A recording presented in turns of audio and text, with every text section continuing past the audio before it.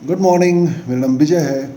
आज हम बात करेंगे, कुछ ऐसे 10 पॉइंट मैं बताऊंगा जो किसी भी स्टॉक को देखने के लिए सबसे पहले हमको चेक करना चाहिए, जांचना चाहिए। और यदि हम ये चीज़ें कर लेंगे ना, तो निश्चित तौर पर जो हमारे स्टॉक मार्केट में नुकसान होता है ना, नुकसान को हम कम कर सकते हैं। तो पहली चीज़ जो किसी कंपनी के बारे में हमको जांचना चाहिए, वो कंपनी किस इंडेक्स की है।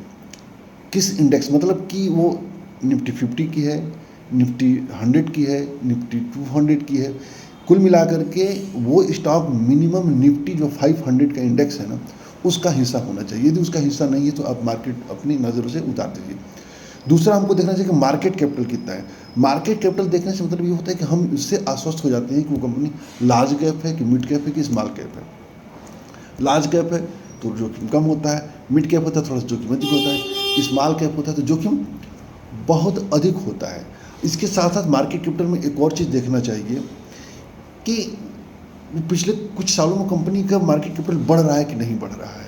यानी ये जो कई सालों से मार्केट कैपिटल स्टेबल तो नहीं है। तो अगला देखना चाहिए, जो तीसरा नंबर पर चेक करना चाहिए, वो किस सेक्टर की कंपनी है। यानी वो कंपनी क्या बनाती है, क्या प्रोडक्ट बनाती है। जो प्रोडक्ट बनाती है वो प्रोडक्ट यूजफुल है कि नहीं है, और उस प्रोडक्ट की डिमांड हमेशा मार्केट में रहने वाली है कि नहीं है। यदि वो होगा, यदि मतलब ऐसा प्रोडक्ट बनाए जो हमेशा डिमांड रहेगा, तो निश्चित तौर पर कंपनी अच्छी होगी। चौथा, वो कंपनी कब से लिस्ट है।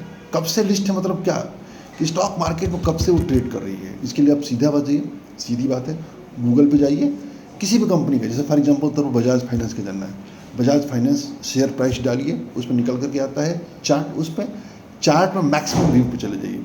मैक्सिमम व्यू पे आ जाएंगे तो दिख जाएगा कि कितने सालों से वो कंपनी स्टॉक मार्केट में लिस्टेड है। एक रफ आइडिया वहाँ से हमको मिल जाता है। पाँचवें नंबर पर हम ये देखेंगे, यदि जब हमने चेक कर लिया कि कब से लिस्ट है और ये यदि 4-5 साल से ऊपर लिस्ट है, तो कंपनी का आप चार्ट देखिए कि चार्ट ग्रो कर रहा है कि नहीं ग्रो रहा है। यानी एक ऐसे जा रहा है, एक ऐसे जा रहा है। यानी शुरू के बिंदु को और लास्ट के बिंदु को यदि मिला दिया जाए, तो वो देखिए कि वो ऊपर चढ़ता हुआ है कि नीचे गिरता हुआ है। यदि नीचे गिरता हुआ है तो उस कंपनी को कभी मत देखिए, उसको छोड़ दीजिए, कभी मत उसको देखिए। यानी कुल मिलाकर के उस कंपनी जब से लिस्ट है, पॉजिटिव रिटर्न देना चाहिए। 5 सालों में मिनिमम 100% के आसपास का, या 50 से 100 के बीच में। 10 सालों में कम से कम मतलब 200% का रिटर्न स्टॉक देवे तो ठीक है, तब ठीक है। यानी आपको 5 साल 10 साल का रिटर्न रेशियो जो रिटर्न दे रहा है, उस पर ध्यान रखना चाहिए, वो पॉजिटिव होना चाहिए। और पॉजिटिव इतना होना चाहिए कि जो हमारे जो परंपरागत निवेश साधन है, जैसे एफडी हो गया, आपका एनएससी हो गया, पीपीएफ हो गया, उससे अधिक ही रिटर्न देना चाहिए। तो वो देखना चाहिए। इसके बाद कंपनी का जो छठे नंबर पर सेल्स ग्रोथ क्या है। पिछले कुछ सालों से कंपनियां सेल्स कर रही कि नहीं कर रही। यदि मान लीजिए कोई कंपनी सेल्स ग्रो नहीं कर रही है, सेल्स उसका ग्रो नहीं हो रहा है, तो कंपनी आगे सर्वाइव नहीं कर पाएगी। तो उसका सेल्स ग्रोथ होते रहना चाहिए, बढ़ते रहना चाहिए। और कुल मिलाकर के यदि वो आंकड़ा दहाई में है, यानी 10% से ऊपर के दर से बढ़ रहा है, तो बहुत बढ़िया है। इसके बाद उसका प्रॉफिट ग्रोथ कितना है, प्रॉफिट कितने परसेंट से बढ़ रहा है, लगातार उसका प्रॉफिट बढ़ रहा है कि नहीं बढ़ रहा है, ध्यान देना चाहिए। प्रॉफिट बढ़ता होना चाहिए। किसी विशेष परिस्थिति में प्रॉफिट गिर जाए एक अलग बात है, ओवर द पीरियड प्रॉफिट बढ़ते रहना चाहिए। 7वां नंबर पर जो हमको चेक करना चाहिए, 8वां नंबर पर वो है, 8वां नंबर है वो प्रमोटर होल्डिंग कितना परसेंटेज है।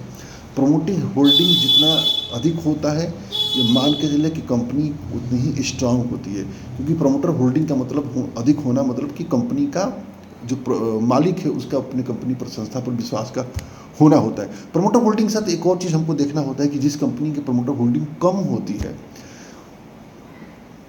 जैसे आईटीसी को देख लीजिए, लार्सन एंड टूब्रो को देख लीजिए, ऐसी बहुत सारी, एचडीएफसी को देख लीजिए, इन्फोसिस को देख लीजिए, जो बड़ी बड़ी कंपनियां हैं, तो ये प्रमोटर होल्डिंग कम है।